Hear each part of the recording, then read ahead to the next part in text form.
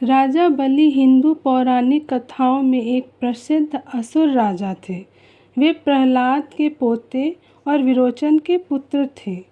राजा बलि को उनकी दानशीलता और न्यायप्रियता के लिए जाना जाता है।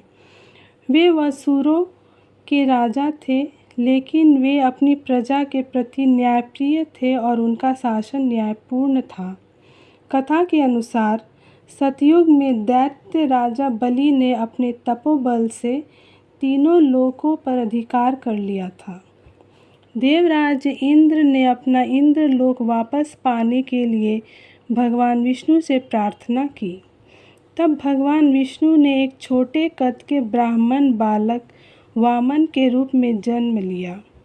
वामन अवतार का जन्म बिहार के बक्सर के सिद्धाश्रम में देव माता अदिति के गर्भ से हुआ था। यह भगवान विष्णु के मानव रूप में पहले अवतार थे।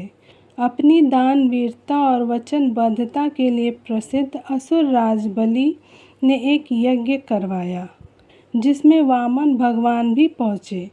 वामन अवतार ने राजा बलि से 3 पग भूमि दान में मांगी। बलि के गुरु शुक्राचार्य ने वामन के रूप में भगवान विष्णु को पहचान लिया और बलि को इस दान से मना किया, क्योंकि इससे राजा बलि का सब कुछ छिन जाता। राजा बलि ने गुरु की बात अनसुनी कर दी और 3 पग भूमि देने का संकल्प ले लिया। संकल्प लेने के बाद वामन देव ने विशाल रूप धारण किया।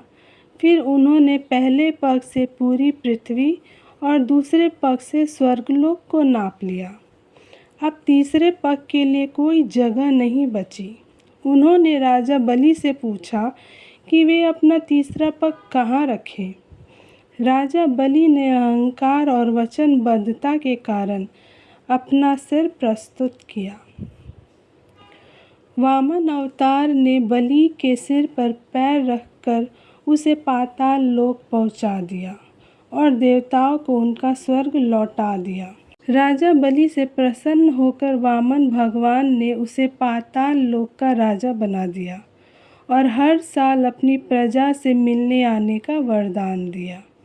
इसके साथ ही उन्हें सप्त चिरंजीवी में से एक होने का वरदान भी प्राप्त है, जिसका अर्थ है कि वे चिरकाल तक जीवित रहेंगे। इसके अतिरिक्त भगवान विष्णु ने राजा बलि को यह वरदान भी दिया है कि वह हर साल 3 दिनों के लिए पृथ्वी पर आ सकेंगे और उन 3 दिनों में से जो भी व्यक्ति दीपदान करेगा, उसके घर में लक्ष्मी जी निवास करेंगी। ये 3 दिन दिवाली के आसपास ही होते हैं। ओम हरि विष्णु।